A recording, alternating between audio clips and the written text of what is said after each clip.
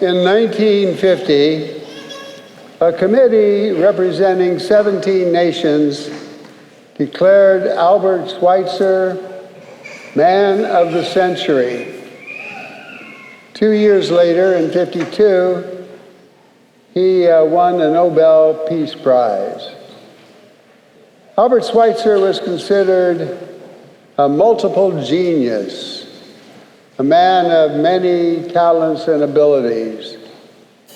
And he was an outstanding philosopher, theologian, concert musician, historian, and he was a missionary evangelist.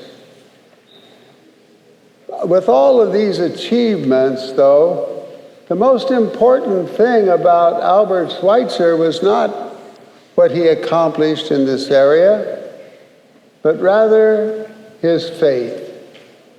His faith which informed every decision that he made and the direction of his life.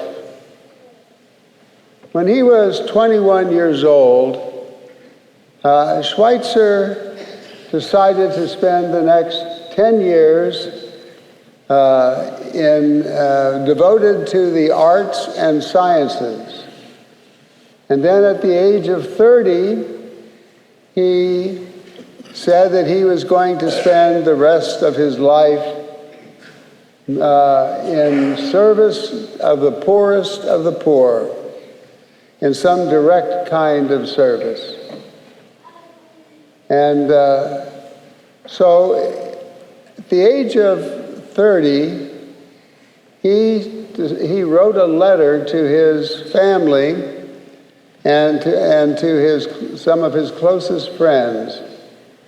And he said that he was going to enroll in the university and become a physician, a doctor, and that he was going to go to Africa and minister to the poorest of the poor for the rest of his life.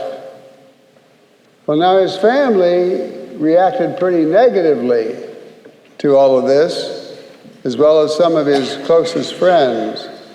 And they said to him that a person who is so blessed as you are by God should use his abilities and talents in something far greater than ministering to the poor in Africa. But Schweitzer stuck to his guns. In 1930, when he was 38, he became a doctor.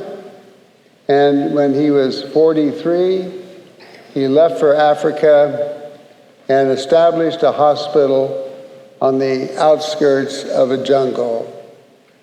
And there he stayed, and there he died at the age of 90, after ministering to the poorest of the poor for most of his life.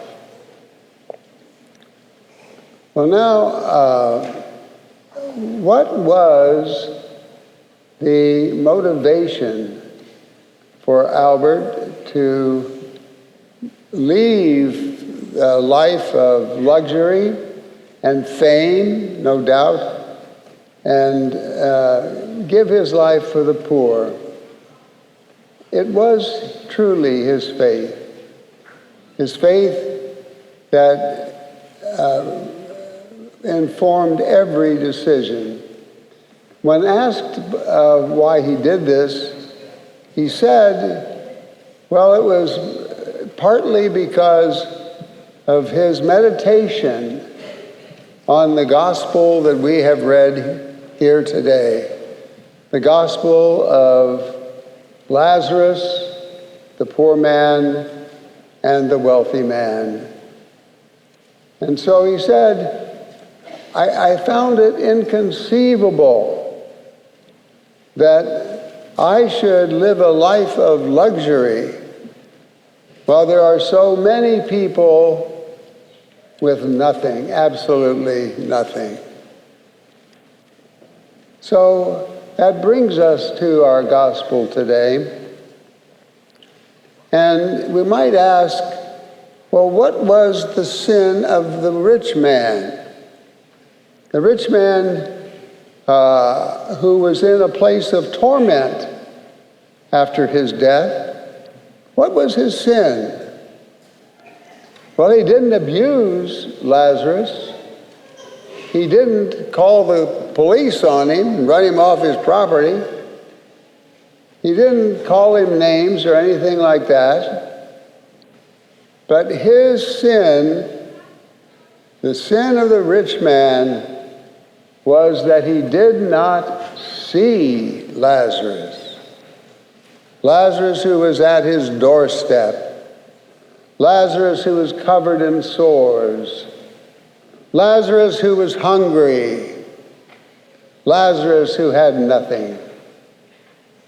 The sin of the rich man was that Lazarus was just part of the landscape of things, that's the way things were. The rich man was wealthy, Lazarus was poor. That's just the way things are. The sin of the rich man was that he did not have compassion on Lazarus. He did not feel Lazarus's pain or know Lazarus's hunger or know Lazarus's not having anything to his name. The sin of the rich man was he did not help Lazarus when he could have. He could have helped him tremendously, but he did not. So, where are the Lazaruses of our world today? Many are at our own doorstep. And the sin of the rich man is committed over and over again by many individuals and by many nations.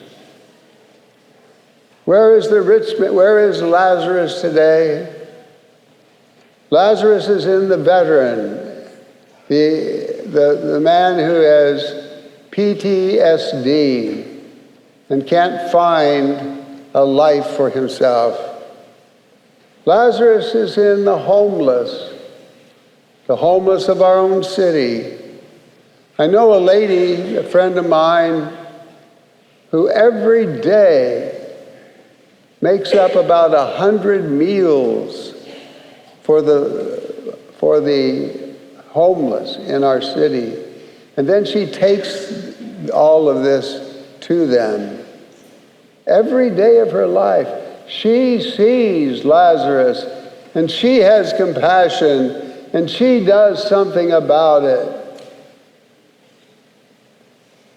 Lazarus is here at our doorstep.